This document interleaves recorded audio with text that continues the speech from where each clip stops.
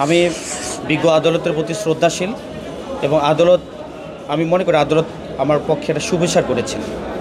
এই জন্য আমার বিজ্ঞ আদালতকে প্রতি ধন্যবাদ, আমার বিজ্ঞ আইনজীবীর প্রতি ধন্যবাদ। আর হচ্ছে আমার সানাই মাহবুব যেটা এলিগেশন দিয়েছিল সেগুলো সম্পূর্ণ ভিত্তি এবং হচ্ছে ভিত্তিহীন এবং মিথ্যা।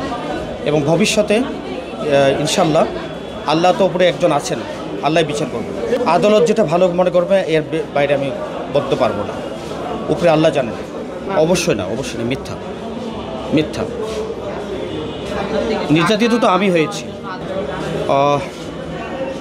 আসলে নারীর জন্য তো আইন, তো আসলে একটা পুরুষকে যখন মারা হয় আর হচ্ছে হঠাৎ করে দেখা গেছে যে পট করে থানায় ফোন দিয়ে পুলিশকে বলে পুলিশ বাঁচাও, দিস ইজ এই ধরনের ক্যাটাগরি আর কি। তখন কিছু করার থাকে না, স্বামী চুপ করে থাকতে হয়।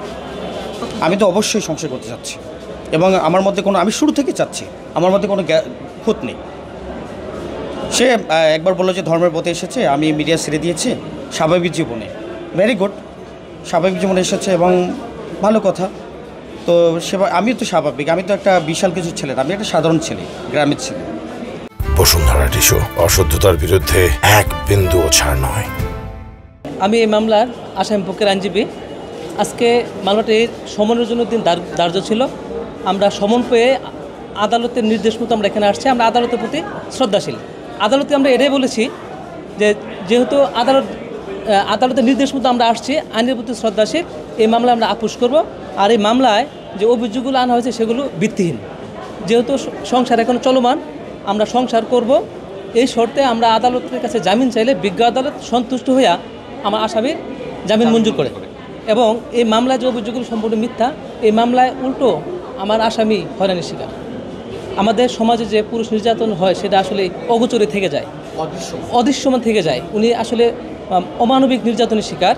উনি নীলফামারীতে ওনার প্রায় 40 বিঘা জায়গা নিয়ে লিচু বাগান আছে, সম্ভ্রান্ত পরিবারের একজন লোক। উনি আর্থিকভাবে অনেক সচ্ছল।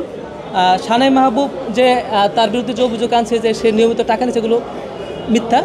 মূলত হয়েছে যে ওনার কাছে নিয়মিত টাকা চাচ্ছে, উনি দিতে পারতেছে না দেখে এই মামলাটা দায়ের করছে। মান্থলি খরচ, বিভিন্ন হাত খরচ চাবি। এখন সেক্ষেত্রে আমি একটা ব্যাংকে জব করতাম, আমার আসামি ব্যাংকে জব করতো, সে জবটা চলে যায়। এখন আমার আসামি চাচ্ছে সেজন্য নীলফামারীতে গিয়ে থাকে, কিন্তু সানাই মাহবুব নীলফামারীতে গিয়ে থাকতে চায় না। কিন্তু আমার আসামি এখনও সংসার করতে ইচ্ছুক, কারণ উনি তার স্ত্রীকে এখন অনেক ভালোবাসেন, শ্বশুর বাড়িতে থাকতে চায় না। মূলত এটাই, সে গ্রামে থাকতে চায় না, মানে গ্রামের মানুষকে সে পছন্দ করে না। এই জন্য